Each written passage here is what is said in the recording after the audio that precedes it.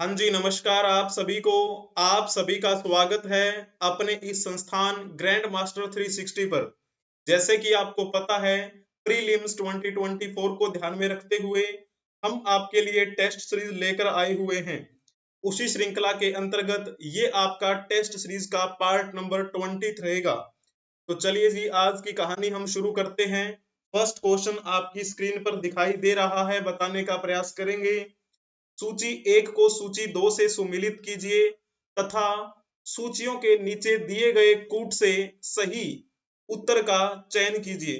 तो आपको बताना है, जल्दी से बताने का प्रयास करेंगे इसमें से कौन सा ठीक रहेगा।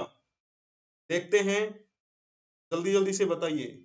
तो सबसे पहले हम बात कर लेते हैं ए कथन के बारे में। कोलकाता, मद्रास और बॉम्बे में विश्वविद्यालयों की स्थापना 1857 में हुई थी। क्या ये बात ठीक है? आप कहेंगे जी हाँ, ये पॉइंट बिल्कुल ठीक लिखा हुआ है। ये कब की बात है? ये उस समय की बात है जब यहाँ पर लॉर्ड कैनिंग ब्रिटिश अधिकारी बनकर आया हुआ था। उसी के समय में ये 3 विश्वविद्यालयों की स्थापना हुई अलग अलग जगह पर, कोलकाता में, मद्रास में और बॉम्बे में। इस कैनिंग की बात की जाए तो कैनिंग का कार्यकाल 1856 से लेकर 1862 तक रहा। इसी कैनिंग के समय में 1857 की क्रांति हुई।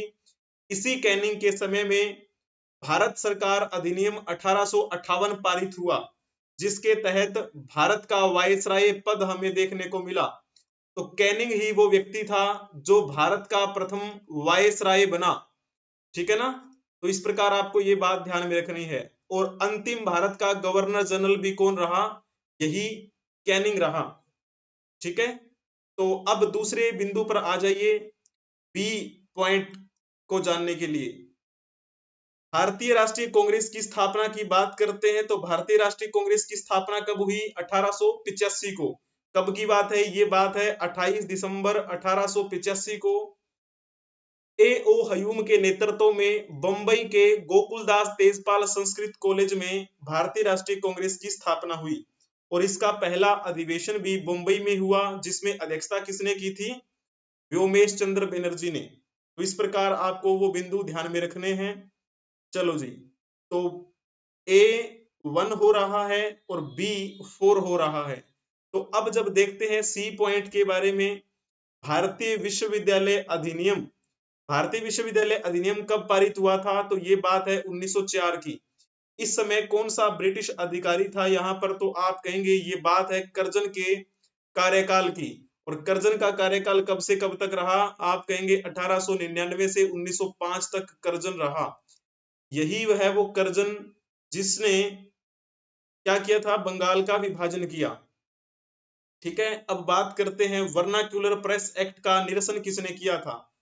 तो 1882 में इसका निरसन किया गया। किसने किया? तो नाम आता है रिपन का।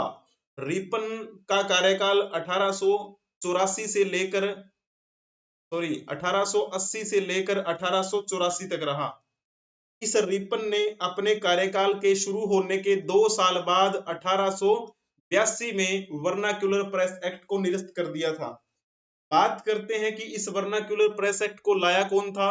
तो इससे पहले एक अधिकारी आया था, लीटन नाम था उसका। लीटन का कार्यकाल 1876 से 1880 तक रहा। उसी लीटन ने क्या किया था? वर्नाक्यूलर प्रेस एक्ट पारित करवाया था 1878 में, जिसके तहत भारत में भारतीय भाषाओं में छपने वाले पत्र पत्रिकाओं पर प्रतिबंध लगा दिया था। लेकिन जब लीटन का कार्यकाल समाप्त हो गया तो फिर रिपन की एंट्री हुई। रिपन ने अपने कार्यकाल के शुरू होने के 2 साल बाद 1882 में इसे निरस्त कर दिया। इस प्रकार आपको ये कहानी ध्यान में रखनी है। एक बिंदु थोड़ा सा छूट गया था। भारतीय राष्ट्रीय कांग्रेस की स्थापना किस ब्रिटिश अधिकारी के समय में हुई थी? तो नाम आता है डफरिन का। और डफरिन कब से कब तक रहा? तो ये डफरिन 1884 से 1888 तक रहा। ठीक है, अब इसको सुमिलित करने का प्रयास कर लेंगे, कौन सा इसमें ऑप्शन ठीक रहेगा। तो A1 हो रहा है, तो ये तो कैंसिल ही हो गए क्योंकि A1 इसमें है ही नहीं। तो या तो थर्ड हो सकता है या फोर्थ हो सकता है। बाकी चलो देख लेते हैं। A1 B4, A1 B4 C2 D3। तो जिन्होंने ऑप्शन फोर्थ टिक किया होगा उनका बिल्कुल ठीक है, बहुत बढ़िया।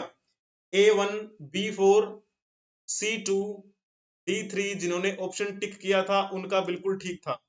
चलो जी, अब नेक्स्ट बताने का प्रयास करेंगे, भारत का राष्ट्रीय चिन्ह कब अपनाया गया? जल्दी से बताने का प्रयास करना है, बड़ा सिंपल सा है। भारत का राष्ट्रीय चिन्ह कब अपनाया गया था?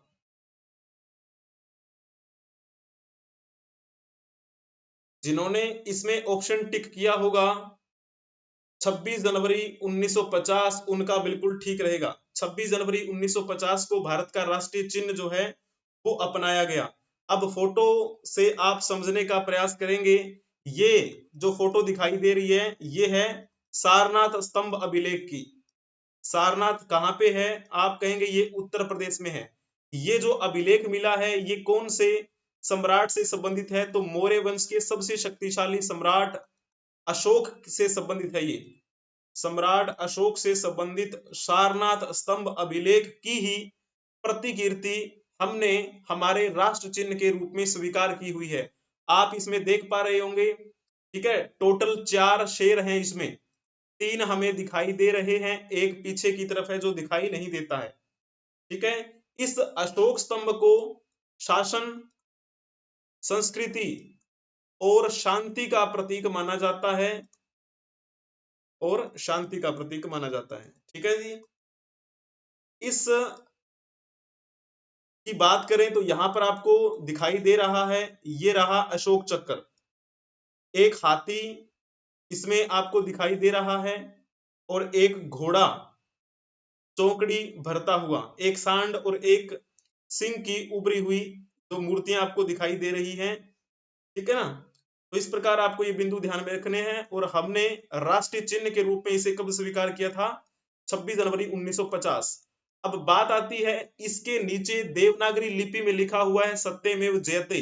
सत्यमेव जयते का मतलब होता है सत्य की हमेशा विजय होती है। अब आप ये बता दीजिए, ये सत्यमेव जयते उपनिषद से लिया गया है, तो कौन से उपनिषद से लिया गया है? कमेंट में आपको बताना है। सत्यमेव जयते कौन से उपनिषद से लिया गया है, बता देंगे। चलिए जी, नेक्स्ट क्वेश्चन की ओर प्रस्थान करते हैं। इसके बारे में आपको बताना है, भारतीय इतिहास के संदर्भ में निम्नलिखित में से कौन भावी बुद्ध हैं जो संसार की रक्षा हेतु अवतरित होंगे? ये 2018 में पूछा गया था क्वेश्चन, 2018 में। तो जल्दी से बताएंगे कौन सा ऑप्शन इसमें ठीक रहेगा। जिन्होंने ऑप्शन टिक किया होगा डी ऑप्शन, उनका बिल्कुल ठीक है, मैत्रेय। पाली परंपरा में मैत्रेय जो हैं, पाली परंपरा में मैत्रेय भावी बुद्ध के रूप में जाने जाते हैं। मैत्रेय, इस परंपरा में ये मान्यता है कि इनका जब जन्म होगा उस समय क्या है, यहां पर मनुष्य जो है उन मनुष्यों का औसत जीवन काल 84,000 वर्षों का होगा, ऐसा माना जाता है। 84,000 वर्षों का औसत जीवन काल होगा जब इनका जन्म होगा। ठीक है, और ये संसार की रक्षा हेतु अवतरित होंगे।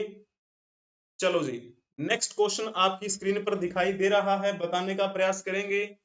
सूची 1 को सूची 2 से सुमिलित कीजिए और नीचे दिए गए कूट से सही उत्तर का चयन करना है। आपको बता देंगे कौन सा ठीक रहेगा। हड़प्पा की जब बात करते हैं तो हड़प्पा से हमें क्या मिला है? आप कहेंगे जी हाँ, यहां से स्वाधान मिला है R37। और ये हड़प्पा कौन सी नदी के किनारे है? रावी नदी के किनारे है ये, रावी नदी। वर्तमान में ये पाकिस्तान में पड़ता है हड़प्पा, पंजाब प्रांत। ठीक है ना। चलिए जी, लोथल की बात करते हैं तो लोथल आपका भोगवा नदी के किनारे है और ये हमारा गुजरात भारत में पड़ता है। यहां से हमें बंदरगाह होने के साक्ष्य मिले हैं कि ये कभी बंदरगाह के रूप में विकसित हुआ होगा, क्योंकि यहां से हमें विदेशी मोहरें मिली है। हो सकता है यहां से व्यापार होता हो विदेशों के साथ। और इसकी खास बात यह भी है कि ये जो हमारा जलीय क्षेत्र है उसके आसपास है। गोदीवाड़ा जो है वो हमें यहाँ से मिला है, इसका मतलब वहां पे नाव जो है वो बनाई जाती रही होंगी, या फिर नावों का मैन्युफैक्चरिंग का काम यहाँ पर चलता होगा, है ना, ऐसा हो सकता है। कालीबंगा की बात करते हैं, कालीबंगा हमारा राजस्थान में पड़ता है, राजस्थान में। और यहां से, सॉरी ये गलत टिक कर दिया है, एक सेकेंड रुकिए जरा। यहां से हमें जूते हुए खेत के साक्ष्य मिले हैं, जूते हुए खेत के साक्ष्य, कालीबंगा, ठीक है ना। आपने वो सॉन्ग भी सुना होगा, एक पंजाबी सॉन्ग है, वे मैं कम तंदे सारे छड़ के तेरी वंगदा लैला नाप, है ना। तो काली बंगा, काली प्लस में बंगा, काली यानी कि काला रंग, बंगा यानी कि चूड़ियां, और वो जो सॉन्ग चलता है उसमें वो शब्द यूज करता है वंगा। वंग का मतलब होता है कलाई। वे मैं कम धंधे सारे छड़ के तेरी वंगदा लेला नाप, यानी कि मैं सब कुछ काम धंधे छोड़कर तुम्हारी वंग यानी कि कलाई का मैप ले लूं, ताकि इसमें चूड़ियां जो है वो मैं पहना सकूं, ठीक है ना। तो कालीबंगा कहाँ है, राजस्थान में। हमें यहाँ से जूते हुए खेत के साक्ष्य मिले हैं। जब बात करते हैं मोहनजोदाड़ो की, मोहनजोदाड़ो सिंध प्रांत में, सिंधु नदी के किनारे है, पाकिस्तान में, ठीक है। और वहां से हमें नर्तकी की मूर्ति मिली है। अब इसको सुमिलित करने का प्रयास कर लीजिए, कौन सा इसमें से ठीक रहेगा। A1B2, A1B2, C4D3, जिन्होंने ऑप्शन थर्ड टिक किया होगा उनका बिल्कुल ठीक है, अति उत्तम। अब आप नेक्स्ट क्वेश्चन के बारे में बताने का प्रयास करेंगे। अखिल भारतीय मुस्लिम लीग के संविधान के अनुसार प्रथम अधिवेशन कहां आयोजित किया गया। तो इसमें से कौन सा ऑप्शन ठीक रहेगा, जल्दी से आपको बता देना है। अखिल भारतीय मुस्लिम लीग की स्थापना कब हुई थी, 1906, नवाब सलीमुल्लाह खां और आगा खां के नेतृत्व में, नवाब सलीमुल्लाह खां और आगा खां। कहां पे हुई, आप कहेंगे स्थापना तो हुई थी ढाका में, ढाका में 1906 में इसकी स्थापना हुई। मुस्लिम लीग का प्रथम अध्यक्ष बनाया गया था आगा खां को,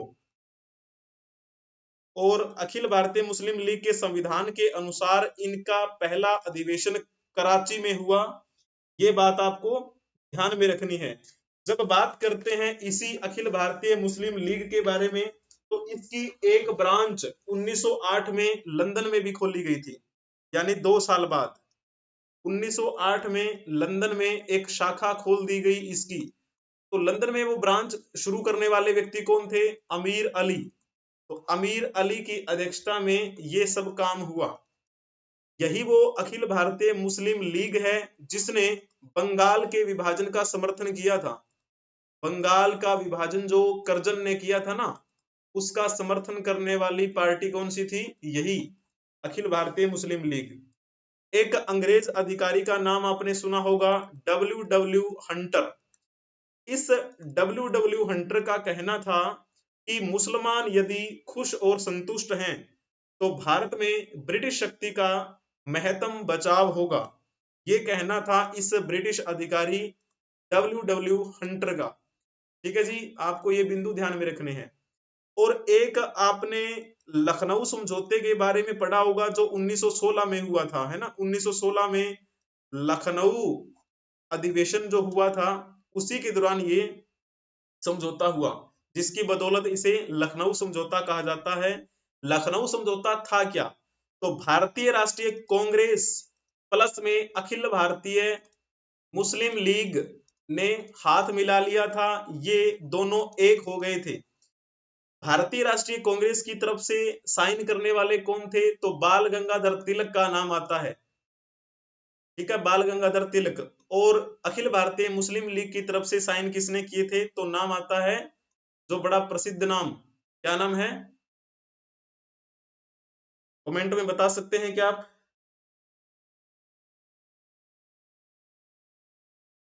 जिसने मुख्यतः जोर दिया था इस बात पर कि हम तो पाकिस्तान लेकर ही रहेंगे, ठीक है। तो क्या नाम था उस व्यक्ति का, बताने का प्रयास करेंगे कमेंट में।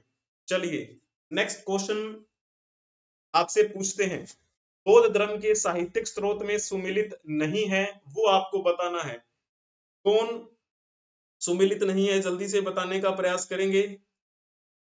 जिन्होंने इसमें ऑप्शन टिक किया होगा, बी ऑप्शन उनका बिल्कुल ठीक है। बौद्ध धर्म में सूत पिटक भी है, विनय पिटक भी है और अभिधम पिटक भी है। इन तीनों पिटकों को मिलाकर क्या बोला जाता है? त्रिपिटक। त्रिपिटक, इसका संधि विच्छेद किया जाए, त्रि यानी तीन और पिटक का मतलब पिटारी। ठीक है, बौद्ध धर्म का सबसे प्राचीनतम ग्रंथ माना जाता है ये त्रिपिटक। मूल रूप से ये पाली भाषा में लिखा गया और तीन भाग जो हैं वो आपको दिखाई दे ही रहे हैं, सुत पिटक, विनय पिटक, अभिधम पिटक। त्रिपिटक का मतलब जैसे बात करते हैं तीन पिटारियां, है ना। इस त्रिपिटक में हमें बुद्धकालीन भारत की राजनीतिक व्यवस्था के बारे में पता चलता है,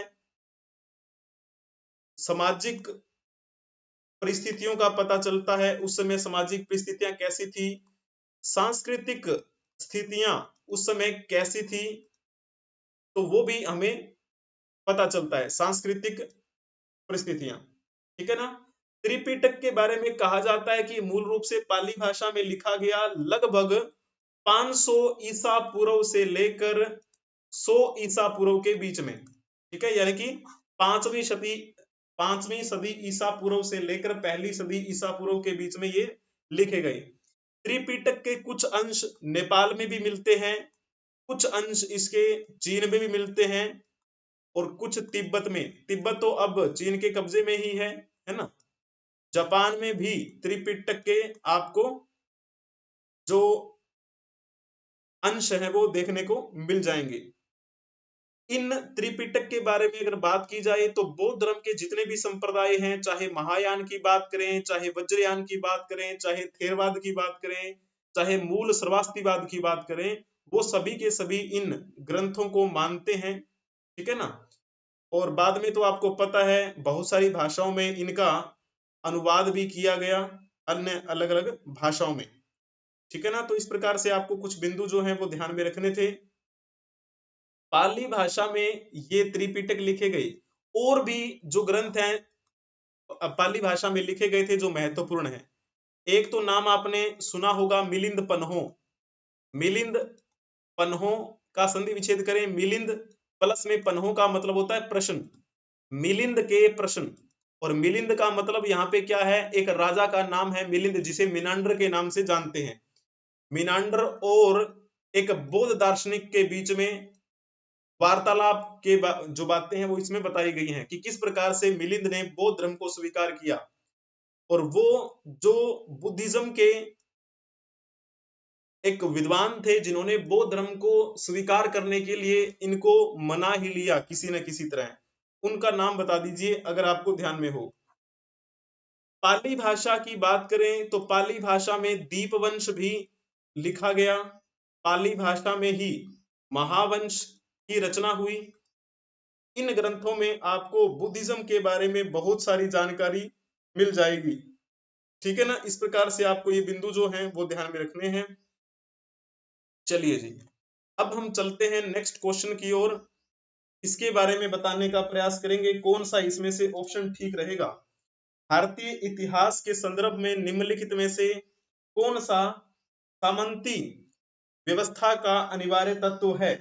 जल्दी से बताने का प्रयास करेंगे कौन सा अनिवार्य तत्व है सामंती व्यवस्था का।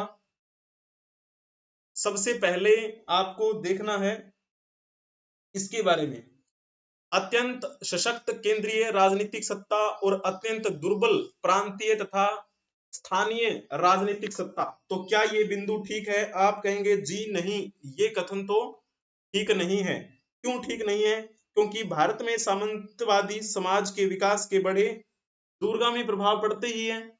जैसे इससे राजा की शक्ति कम हो जाती है, यानी राजा अगर केंद्र में बैठा है तो राजा की शक्ति कम होगी ना, क्योंकि जो सामंती सरदारों पर वो निर्भर रहेंगे, सामंती सरदारों की अलग सेना होगी तो वो शक्तिशाली होंगे। लेकिन इसमें क्या है, उल्टा लिखा हुआ है केंद्रीय राजनीतिक सत्ता सशक्त नहीं बल्कि कमजोर होगी और प्रांतीय सत्ता इसमें दुर्बल नहीं वो शक्तिशाली होगी। तो ये उल्टा लिखा हुआ था, ये तो कथन गलत लिखा हुआ है, ठीक है ना। तो फिर जो दूसरे पॉइंट की बात करें, भूमि के नियंत्रण तथा स्वामित्व पर आधारित प्रशासनिक संरचना का उदय, आप कहेंगे जी हाँ, ये बात बिल्कुल ठीक है। पूर्व मध्यकालीन भारत में सामंती संबंधों का बड़ी स्तर पर उदय हुआ। यह भू अनुदान प्रथा से जुड़ा हुआ है। इसके तहत धार्मिक प्रशासनिक प्रमुखों को भूमि दान में दी जाती थी। इनको टैक्स के लिए क्या है, अलग शाही अधिकार भी प्रदान किए गए।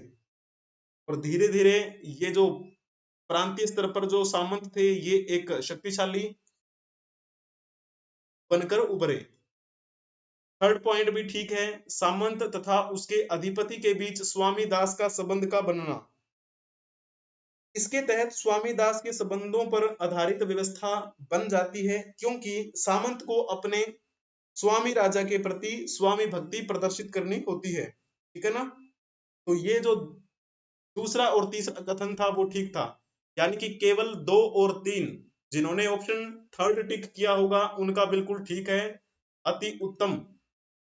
अब हम चलते हैं नेक्स्ट क्वेश्चन की ओर। इसमें आप बताने का प्रयास करेंगे निम्नलिखित में से जो श्रीमती एनी बेसेंट से संबंधित है उनके बारे में आपको बताना है।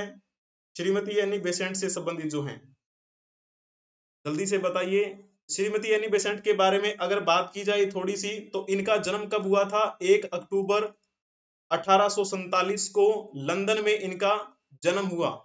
ये एक आयरिश महिला मानी जाती हैं और इन्होंने बहुत सारे सामाजिक कार्य भी किए। सबसे पहले जब जैसे हम ऑप्शन में देखें, ए ऑप्शन जो है वो बिल्कुल ठीक रहेगा। कॉमनवेल्थ और न्यू इंडिया ये अखबार आया करते थे एनी बेसेंट से संबंधित। तो द रिवोल्यूशनरी जो है वो तो किससे संबंधित है? सचिंद्र सान्याल, सचिंद्र सान्याल। और अनहैप्पी इंडिया ये किससे संबंधित है? लाला लाजपत राय, लाला लाजपत राय, ठीक है ना। और इंडिया डिवाइडेड किससे है? तो ये डॉक्टर राजेंद्र प्रसाद बिहार के लाल कहे जाते हैं। भारत की संविधान सभा जो बनी थी उसमें स्थायी अध्यक्ष के तौर पे चुना गया था इनको 11 दिसंबर 1946 को, है ना। तो चलिए वापिस आ जाइए।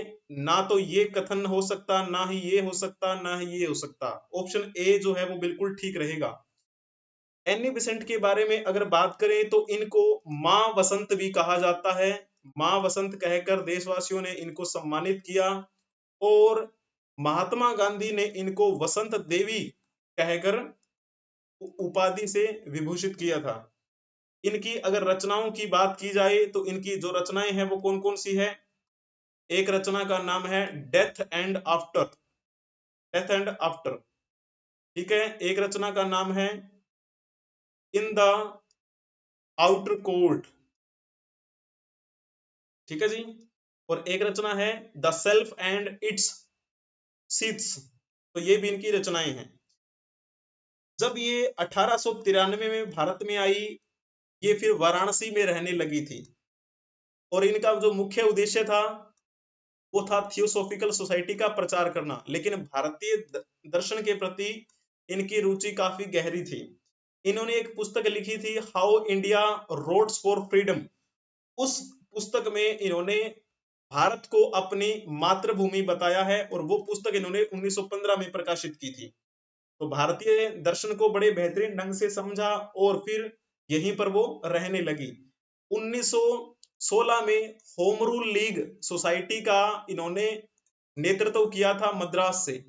1917 में ऐसा खास क्या हुआ, भारतीय राष्ट्रीय कांग्रेस का अधिवेशन कोलकाता में हो रहा था तो इनको अध्यक्षता करने का मौका मिला। पहली बार कोई महिला अध्यक्ष बनी थी भारतीय राष्ट्रीय कांग्रेस के अधिवेशन में। तो वो कौन थी? तो वो थी श्रीमती एनी बेसेंट, ठीक है ना। तो एनी बेसेंट पहली महिला अध्यक्ष, तो नाम लिख देना इनका, ठीक है। और भी इन्होंने बहुत सारे यहाँ पर कार्य किए। विधवा विवाह आदि को दूर करने के लिए ब्रदर्स ऑफ सर्विस नामक संस्था भी बनाई। सामाजिक बुराइयां, बाल विवाह के ये विरुद्ध थी, बिल्कुल। और उससे पहले काफी समय, यानी कि जब ये भारत में आई थी 1893 में, उसके 5 साल बाद इन्होंने एक कॉलेज भी बनवाया था 1898 में, सेंट्रल हिंदू कॉलेज। ठीक है जी, इस प्रकार ये बिंदु जो हैं वो आपको ध्यान में रखने हैं, ज्यादा और बातें करने की वैसे आवश्यकता है नहीं। चलिए जी, नेक्स्ट क्वेश्चन आपके स्क्रीन पर दिखाई दे रहा है, इसमें बताने का प्रयास करेंगे। धर्मठ की लड़ाई निम्नलिखित में से किसके बीच में लड़ी गई थी?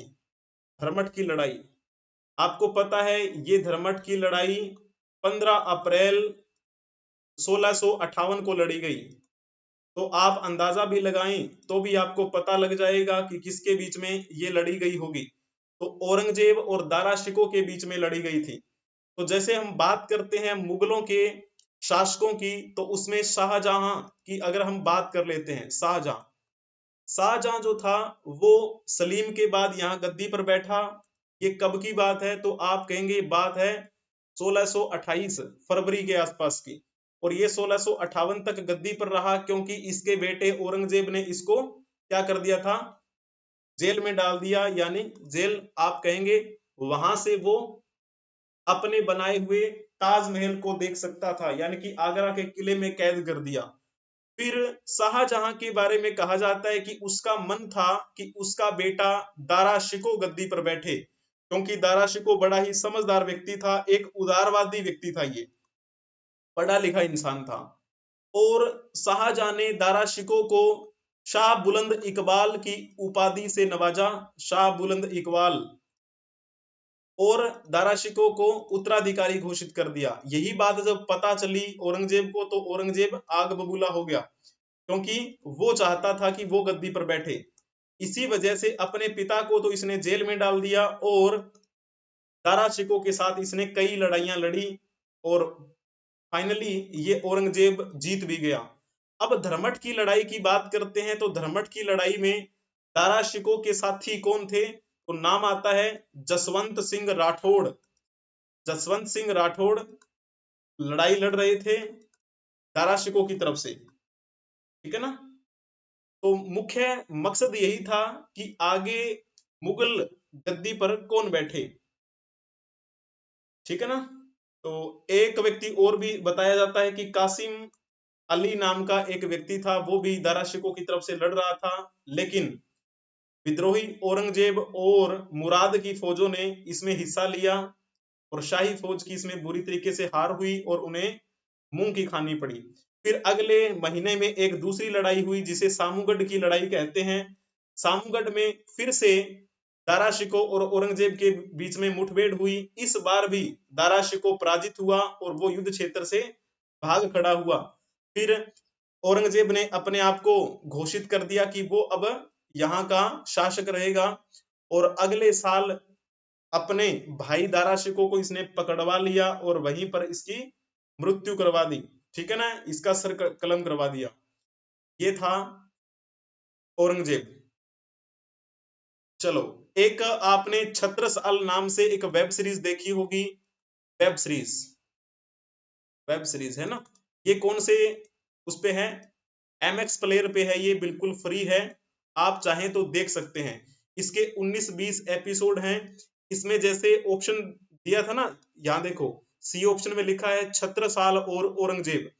तो छत्रसाल जो है, छत्रसाल उनके बारे में मुख्यतः ये बताई गई है। छत्रसाल किस प्रकार से औरंगजेब के साथ लड़ते हैं, और किस प्रकार से छत्रसाल के छत्रपति वीर शिवाजी महाराज के साथ संबंध थे, उन सब पहलुओं के बारे में इसमें बातें की गई है।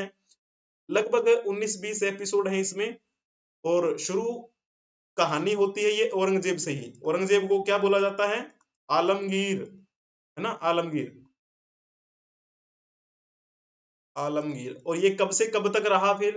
तो आपको पता है 1658 में इसने अपने पिता को जेल में डाल दिया, यानी कि आगरा के किले में कैद कर दिया, और लगभग ये 1707 के आसपास तक रहा था। बाद में इसकी मृत्यु हो गई।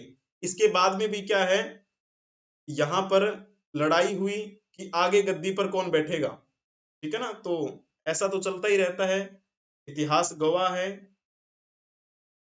चलिए जी, अब हम चलते हैं नेक्स्ट क्वेश्चन की ओर।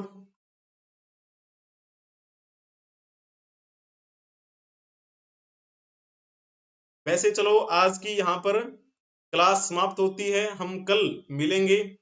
और आप इस ग्रैंड मास्टर 360 को फॉलो कर लीजिएगा। ग्रैंड मास्टर 360 हर सोशल मीडिया प्लेटफॉर्म पे आपको मिलेगा ये, चाहे फेसबुक हो, चाहे इंस्टा हो, ठीक है जी, चाहे ट्विटर की बात कर रहे हो जिसे हम अब वर्तमान में एक्स बोल देते हैं, ठीक है, चाहे टेलीग्राम की बात हो, और यूट्यूब पे तो आप क्लासेस देख ही रहे हैं, आपको इसमें पीडीएफ भी मिल जाएगी। हंसते रहें, मुस्कुराते रहें और पढ़ते रहें। हम फिर मिलेंगे नेक्स्ट क्लास में, तब तक के लिए जय हिंद, जय भारत, वंदे मातरम। ठीक है जी, नमस्कार।